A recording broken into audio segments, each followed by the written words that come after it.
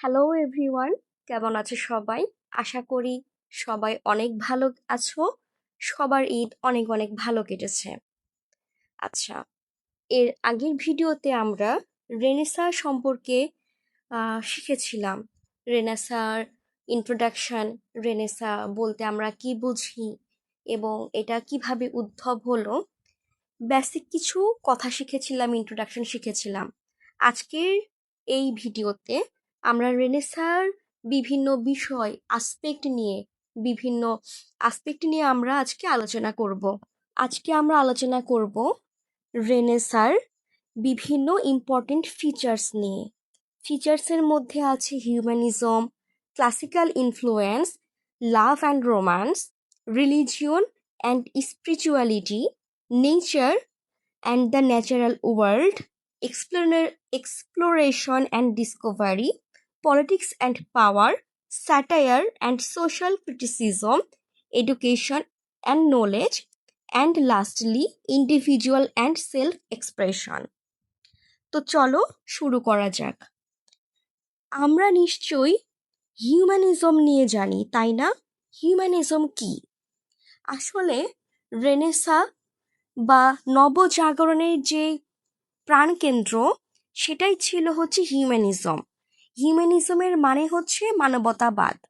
সহজ ভাষায় যদি বলি, সহজ ভাষায় বলতে গেলে রেনেসাঁ হিউম্যানিজম হলো মধ্যযুগের যে ঈশ্বর কেন্দ্রিক চিন্তা ভাবনা থেকে বের হয়ে এসে মানুষকে সমস্ত কিছুর কেন্দ্রে অবস্থান দেওয়া। অর্থাৎ কি?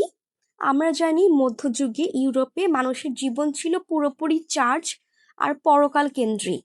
মানুষ মনে করত পৃথিবীটা দুঃখের, আর আসল লক্ষ্য মৃত্যুর পরে স্বর্গ লাভ করা। কিন্তু রেনেসাঁ পিরিয়ডে একদল পণ্ডিত বলতে শুরু করলেন, মানুষ হিসাবে আমাদের বর্তমান জীবনটাও কিন্তু মূল্যবান।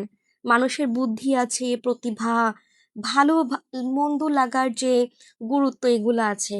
এবং এই মানুষকে গুরুত্ব দেওয়ার জন্য যেই দর্শনটা তৈরি হলো, সেটাকে বলা হচ্ছে হিউম্যানিজম। হিউম্যানিজমে কি বলে? মানুষই শ্রেষ্ঠ।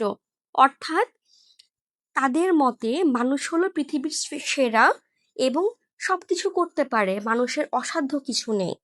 তারপরে এরা যুক্তি নির্ভর চিন্তা ভাবনা শুরু করে, অর্থাৎ অন্ধভাবে ব্লাইন্ডলি কোনো কিছু বিশ্বাস করে না, বরং বিজ্ঞান আর যুক্তি দিয়ে এরা সমস্ত কিছু বিচার করে। তারপরে কি হয়? প্রাচীন জ্ঞানের পুনর্জাগরণ। গ্রিক এবং রোমান সাহিত্য, দর্শন ও ইতিহাস নিয়ে পড়াশোনা শুরু করে এবং ইন্ডিভিজুয়ালিজম, ব্যক্তিবাদ যেটা, অর্থাৎ তার যে চিন্তা ভাবনা প্রকাশ করার অধিকার আছে, সেটা তারা বিশ্বাস করতে শুরু করে। এর মধ্যে আমরা হচ্ছে ফেমাস যাদেরকে পাই, তাকে হচ্ছে প্রথমে আমরা পাই পেট্রাককে। পেট্রাককে বলা হয় মানবতাবাদের জনক। তিনি প্রথম গ্রিক ও রোমান পাণ্ডুলিপিগুলা খুঁজে বের করে। এরপর আসে ইরাসমাস। সে হচ্ছে ধর্মের ভিতরে থাকা কুসংস্কারগুলা, সেগুলা দূর করতে যুক্তি আর বুদ্ধি ব্যবহারের কথা বলে। অর্থাৎ রেনেসাঁর যে হিউম্যানিজম আমাদেরকে শিখিয়েছে যে ঈশ্বর আছে, ঠিক আছে, সে আমাদেরকে বুদ্ধি দিয়েছে যেন আমরা পৃথিবীটাকে সুন্দর করি এবং আমাদের যোগ্যতাকে বিকশিত করি। মানে হচ্ছে এটা বুঝাই man is the measure of all things. এটা হচ্ছে আমাদের হিউম্যানিজম। হিউম্যানিজমের পরে কি আসে? Classical influence. ক্লাসিক্যাল ইনফ্লুয়েন্স কি? রেনেসাঁর অন্যতম মূল ভিত্তি ছিল, আমরা জানি, ক্লাসিক্যাল ইনফ্লুয়েন্স। অর্থাৎ হচ্ছে প্রাচীন গ্রিক আর রোমান সভ্যতার যে প্রভাব, সেটা রেনেসাঁর উপরে ছিল, এটা আমরা সবাই জানি। আর রেনেসাঁ মানেই তো পুনর্জন্ম, তাই না? এটি ছিল প্রাচীন, অর্থাৎ ক্লাসিক্যাল জ্ঞান ও সংস্কৃতির পুনর্জন্ম। এখন মধ্যযুগে গ্রিক ও রোমান লেখকদের অনেক কাজ হারিয়ে গিয়েছিল বা অবহেলিত ছিল।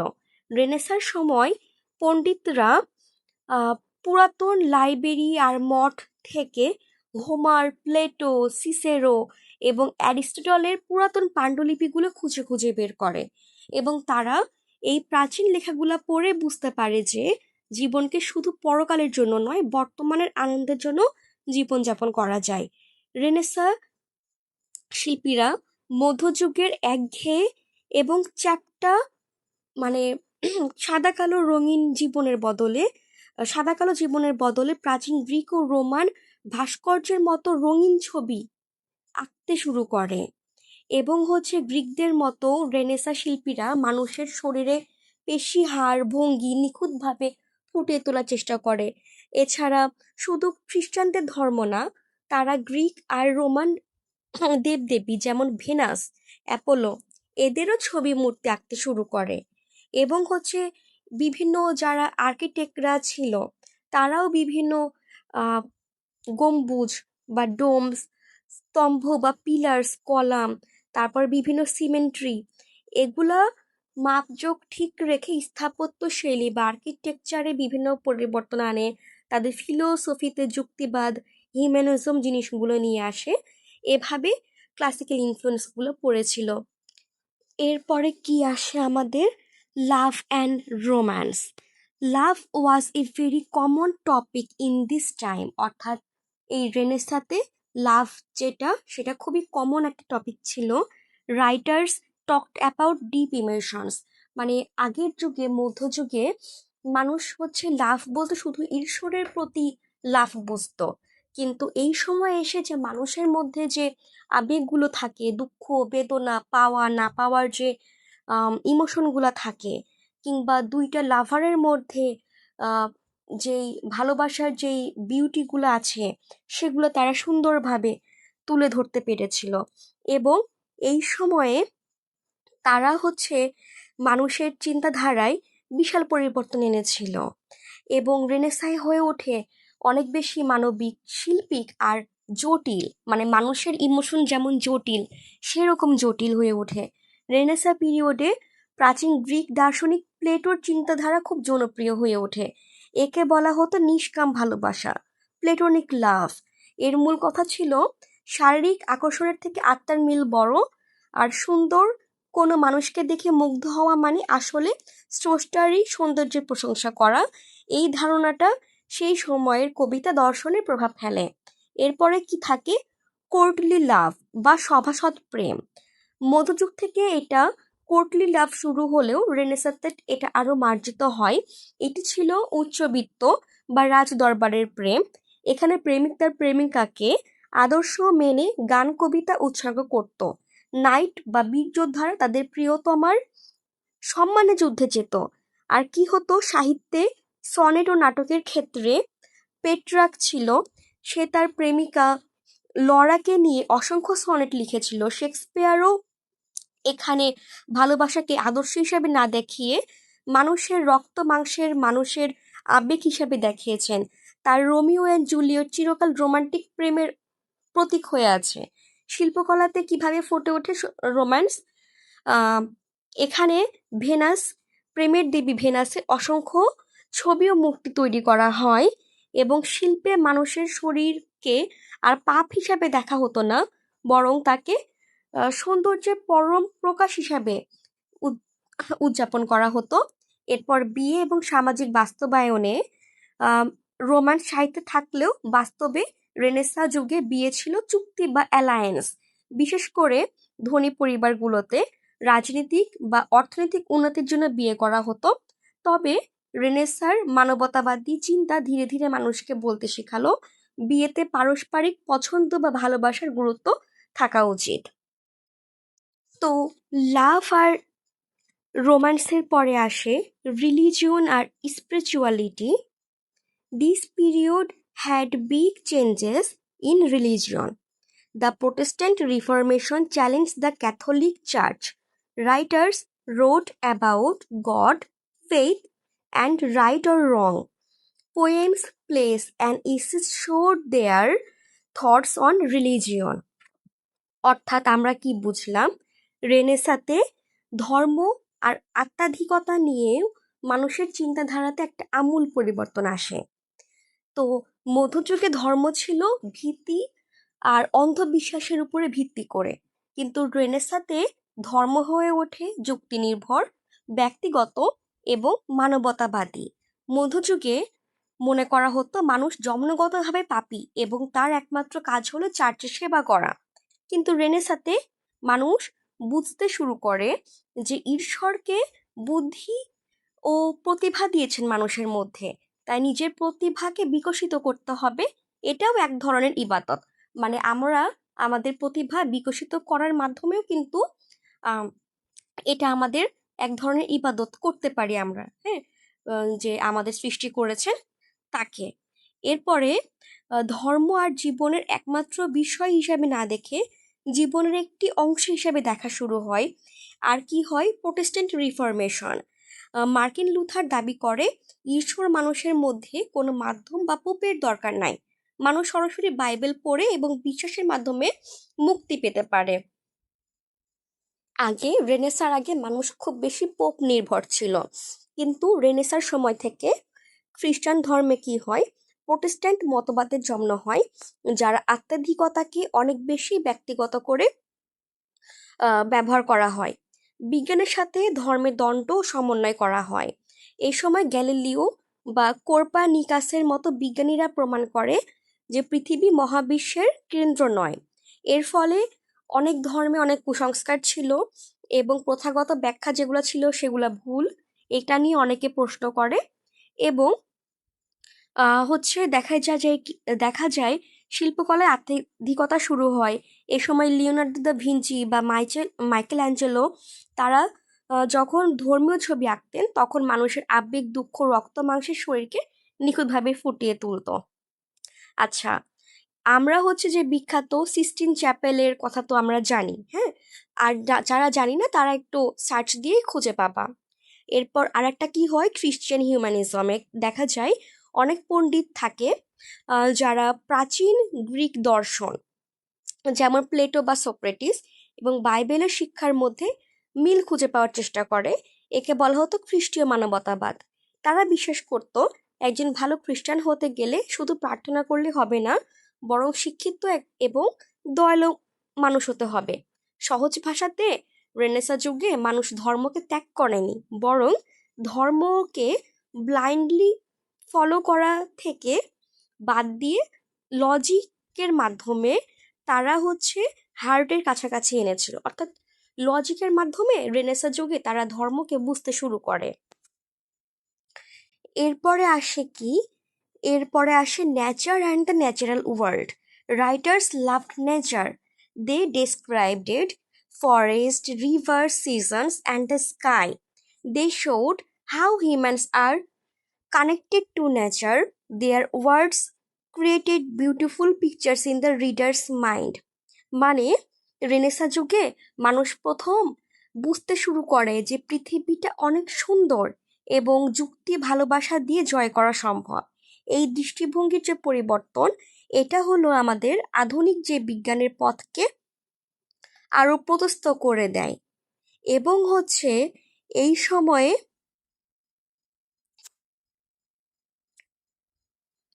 মানুষ বুঝতে শুরু করে প্রকৃতি কোনো অভিশাপ না, বরং হলো এটা গডের সৃষ্টি করা একটা যে বিস্ময়কর সৃষ্টি, এবং এটা বোঝার মতো, উপভোগ করার মতো। পাহাড়, নদী, গাছপালা, আকাশের সূক্ষ্ম পরিবর্তন মানুষের মনকে গভীরভাবে পরিবর্তন করে, সেটা এরা পর্যবেক্ষণ করতে শুরু করে। এরপরে শিল্পকলাতেও শিল্পীরা বিভিন্নভাবে অনুপ্রেরণা খুঁজে পায়। যেমন তারা ছবিতে দেখে গভীরতা তৈরি করতে শেখে। যেমন কাছের অবজেক্ট, দূরের অবজেক্ট এবং 3D বা ত্রৈমাত্রিক যেই ডাইমেনশন তারা তাদের ছবিতে নিয়ে আসে। এ সময় আসে লিওনার্দো ভিঞ্চি। সে প্রকৃতির একনিষ্ঠ ভক্ত ছিল। বিজ্ঞানের সাথে প্রকৃতির মিলন তারা বুঝতে পারে। যেমন উদ্ভিদবিদ্যা, প্রাণীবিদ্যায় বিজ্ঞানীরা গাছপালা ও পশু পাখির ব্যবচ্ছেদ করে তাদের শারীরিক গঠন বুঝতে পারে। তারা বিশ্বাস করত যে প্রকৃতির মধ্যে একটি সুশৃঙ্খল জ্যামিতিক নিয়ম আছে, বা গোল্ডেন রেশিও আমরা যেটা বুঝি সেটা আছে। বাগান স্থাপত্যর ক্ষেত্রেও কিন্তু রেনেসাঁতে একটা আলাদা ধরনের পরিবর্তন আসতে শুরু করে। মানুষ বন্য প্রকৃতিকে বশ করে তাদেরকে সুন্দর ও সুশৃঙ্খল রূপ দিতে বাধ্য করে। ইতালীয় বাগানগুলোতে জ্যামিতিক আকার, ফোয়েরা এবং সুন্দর করে ছাটা গাছপালার ব্যবহার শুরু হয়। এটি ছিল মানুষের বুদ্ধির সাথে প্রকৃতির একটা সমন্বয়। এছাড়া রেনেসাঁ মানববাদীরা মনে করত মানুষ হলো ক্ষুদ্র মহাবিশ্ব, অর্থাৎ বাইরের বিশাল প্রকৃতিতে যা যা আছে তার প্রতিফলন মানুষের শরীরের ভিতরেও আছে। এভাবে যে প্রকৃতির যে গুরুত্ব সেটা আমরা রেনেসাঁ যুগে বুঝতে পারি। আচ্ছা, রেনেসাঁর আর একটা গুরুত্বপূর্ণ আসপেক্ট হলো এক্সপ্লোরেশন অ্যান্ড ডিসকভারি, অর্থাৎ কিন্তু many new lands were found during this time. আমরা আমাদের এখন সভ্যতাতে বিভিন্ন ধরনের ভূমির নাম শুনবো যেটা মধ্যযুগে আবিষ্কারও হয়েছিল না, কিন্তু রেনেসাঁতে সে সমস্ত ল্যান্ডগুলা খুঁজে পায় মানুষজন। এবং রেনেসাঁতে রেনেসাঁ যুগে এক্সপ্লোরেশন ডিসকভারি অভিযান ও আবিষ্কার সেটা কিন্তু ইউরোপীয় গণ্ডি পেরিয়ে অজানা পৃথিবীকে চেনার এক নেশা তৈরি হয়। কেন এই অভিযান? ইউরোপীয় তিনটা মূল কারণে সমুদ্রপথে পাড়ি জমাতো। একটা হচ্ছে স্বর্ণ, একটা হচ্ছে গড, একটা হচ্ছে গ্লোরি বা গৌরব। এখন তারা কি কি আবিষ্কার করেছিল? তার একটা নতুন মহাদেশ আবিষ্কার করেছিল। 1492 সালে কলম্বাস আমেরিকা পৌঁছে যান। তিনি যদিও ভারত মনে করেছেন, কিন্তু সেইভাবে কলম্বাস ভুল করে হলেও আমেরিকা আবিষ্কার করে ফেলে। এবং 1498 সালে ভাস্কো দা গামা সমুদ্র পথে প্রথম ভারতে আসে। পৃথিবী যে গোলাকার সেটা 1519 সালে ম্যাগেলান পুরো পৃথিবী ঘুরে প্রমাণ করে যে পৃথিবী গোল। এরপরে কি প্রযুক্তির সাহায্যে মানুষ বিভিন্ন বুদ্ধি এবং আবিষ্কার শুরু করে, যেমন ক্যাম্পাস ও মানচিত্র। এর মাধ্যমে দিক চেনার জন্য উন্নত যন্ত্র আর ম্যাপ তৈরি হয়। এরপর শক্তিশালী জাহাজ, সাগরের ঢেউ সামলানোর মতো নতুন ক্যারাইভাল জাহাজ তৈরি হতো। এবং এর ফলে এক দেশের মহা এক মহাদেশের আলু, টমেটো, ভুট্টা অন্য মহাদেশে ছড়িয়ে পড়তো এবং ইউরোপীয়রা সারা বিশ্বে তাদের কলোনি বা উপনিবেশ তৈরি করতে শুরু করে। অর্থাৎ রেনেসাঁ মানুষকে শিখিয়েছিল যে সমুদ্রের ওপারে রাক্ষস নেই, বরং আছে নতুন সম্ভাবনা। এবং এই অজানাকে জানার সাহসী তাদের রেনেসাঁ যুগে আধুনিক বিশ্ব মানচিত্র তৈরি করেছে। এরপরে রেনেসাঁ যুগে অন্যান্য বিষয়ে যেহেতু উন্নতি হচ্ছে, তাহলে পলিটিক্স আর পাওয়ার কেন পিছিয়ে থাকবে, তাই না? পলিটিক্স অ্যান্ড পাওয়ার অন্যতম গুরুত্বপূর্ণ ফিচার রেনেসাঁর। Writers talked about kings, queens and rulers. They wrote about good and bad leadership. অর্থাৎ এই সময়ে যারা রাইটার তারা কিং কুইন অর্থাৎ রাজা রানী, তাদের শাসক কিভাবে শাসন করছে, ভালো মন্দ এই সমস্ত বিষয়ে তারা লিখতে শুরু করে। তারা হচ্ছে যে ভালো সরকার কিভাবে গঠিত হয় এবং খারাপ সরকার কিভাবে গঠিত হয়, তারা মানে তাদের কাজ কি, জনগণের জন্য কি করতে পারে, এই সমস্ত চিন্তা ভাবনা এগুলা লিখতে শুরু করে তাদের লেখনীর মাধ্যমে। এবং হচ্ছে এই সময়ে আধুনিক রাষ্ট্র কূটনীতির শুরুর সময় ছিল রেনেসাঁ। এই সময়ে চার্চের ক্ষমতা হ্রাস পায় এবং রাজতন্ত্রের উত্থান হয়। মধ্যযুগে পোপ ও চার্চের হাতে সব ক্ষমতা থাকতো, এটা আমরা জানি। কিন্তু রেনেসাঁয় শক্তিশালী রাজারা, যেমন ফ্রান্স বা ইংল্যান্ডের রাজারা নিজেদের ক্ষমতা বাড়াতে শুরু করে। তারা চার্চের বদলে নিজের দেশের আইন ও শাসনকে বেশি গুরুত্ব দিতে শুরু করে। রেনেসাঁ রাজনীতির সবচেয়ে গুরুত্বপূর্ণ নাম হলো ম্যাকিয়াভেলি। তার বিখ্যাত বই দ্য প্রিন্সে বলেছিলেন, রাজার মূল লক্ষ্য হওয়া উচিত ক্ষমতা টিকিয়ে রাখা। রাজা হতে হবে সিংহের মতো সাহসী, শিয়ালের মতো চতুর, আর আদর্শবাদী হওয়ার চেয়ে বাস্তববাদী হওয়া বেশি জরুরি। সাফল্যের শেষ কথা, এটা এইখান থেকেই জনপ্রিয় হয় এবং নগর রাষ্ট্রের গুরুত্ব শুরু হয়। যেমন ইতালির ফ্লোরেন্স, ভেনিস বা মিলান ছিল ছোট ছোট কিন্তু ক্ষমতাশালী শহর। তারপর আধুনিক কূটনীতির জন্ম কিন্তু রেনেসাঁ পিরিয়ডে শুরু হয় এবং আমলা তন্ত্র, কেন্দ্রীয় শাসন, এগুলা হচ্ছে রাজারা তাদের শাসন কাজ চালানোর জন্য শিক্ষিত মানুষদেরকে নিয়োগ দিতে শুরু করে। অর্থাৎ রেনেসাঁর রাজনীতি আমাদের শিখিয়েছে ক্ষমতা কেবল বংশমর্যাদা বা ধর্মের উপরে না, এটি কুটি বুদ্ধি, কূটকৌশল এবং সঠিক ব্যবস্থাপনার বিষয় এবং নৈতিকতার থেকে বাস্তবতা বেশি গুরুত্ব পেতে শুরু করে। এরপরে আর একটা অ্যাসপেক্ট কি, satire and social criticism. Writers used humor to talk about serious things. They made fun of bad people and wrong ideas. They laughed at leaders, rich people, and religious leaders. This made people think and sometimes change.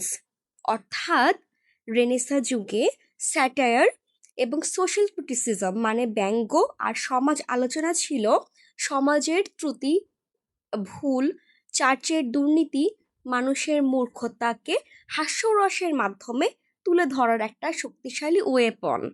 মধ্যযুগের মতো সরাসরি প্রতিবাদ না করে লেখকরা তাদের বুদ্ধিমত্তা আর বিদ্রূপের আশ্রয় নিত। এর মাধ্যমে তারা কি করত, চার্চ ও দুর্নীতির ধর্মীয় আলোচনা করত। যেমন রেনেসার সময় ক্যাথলিক চার্চের ক্ষমতা ছিল অপরিসীম, কিন্তু ভিতরে ছিল অনেক দুর্নীতি। তারপর লেখকরা স্যাটারের মাধ্যমে সরাসরি চার্চকে আক্রমণ না করে হাস্যরসের মাধ্যমে তাদের মুখোশ খুলে ফেলত। যেমন হচ্ছে ইরাসমাসের কথা এর আগেই বলেছি। ইরাসমাসের দ্য প্রেস অফ ফলি বা মূর্খতার বন্দনাতে দেখিয়েছেন সমাজ ও চার্চ কিভাবে জ্ঞানীর বদলে মূর্খতাকে সম্মান দিচ্ছে, এবং তিনি পাদ্রীদের লোভ এবং অন্ধবিশ্বাসকে বিদ্রূপ করেছিল।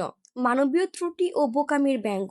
রেনেসা মানবতাবাদীরা বিশ্বাস করতেন মানুষ বুদ্ধিমান, কিন্তু তারা মানুষের বোকামিগুলাকেও তুলে ধরতেন যেন মানুষের ভুলগুলো শুধরে নিতে পারে।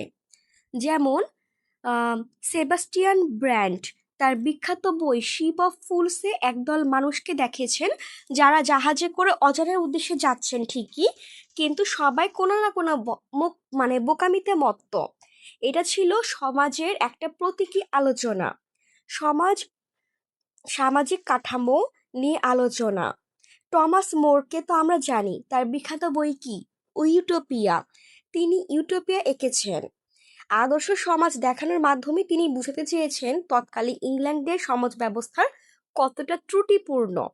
এভাবে মানে রেনেসাই স্যাটায়ার ছিল আয়নার মতো, যেখানে সমাজ নিজের কুৎসিত চেহারাটা দেখতে পেত। এটি মানুষকে হাসাতো, কিন্তু হাসির আড়ালে তাদেরকে গভীরভাবে চিন্তা করতে বাধ্য করত।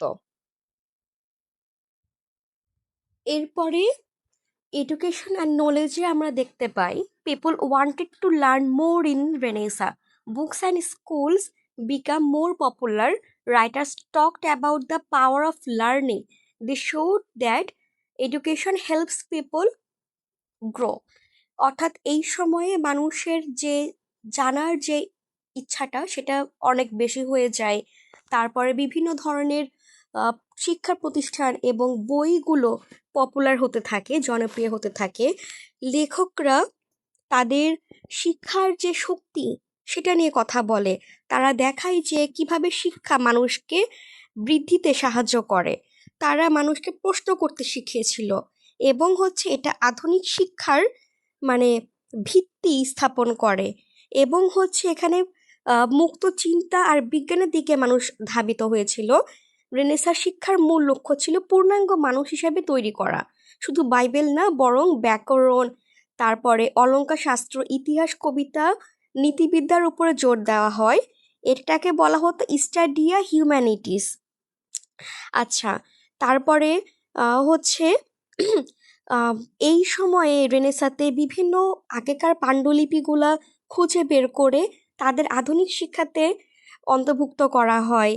তারপরে এই সময়ে 1950 সালে জোহানেস গুটেনবার্গ মুদ্রণ যন্ত্র আবিষ্কার করে, এবং এটি হচ্ছে জ্ঞানের প্রসারে সবথেকে বড় ভূমিকা রাখে।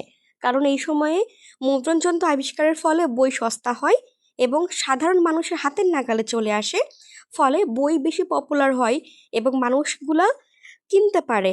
এর ফলে চার্চের একচেটিয়া পাণ্ডিত্য, আধিপত্য ভেঙে যায়, কারণ মানুষ এখন নিজেই বই পড়ে জ্ঞান অর্জন করতে পারত।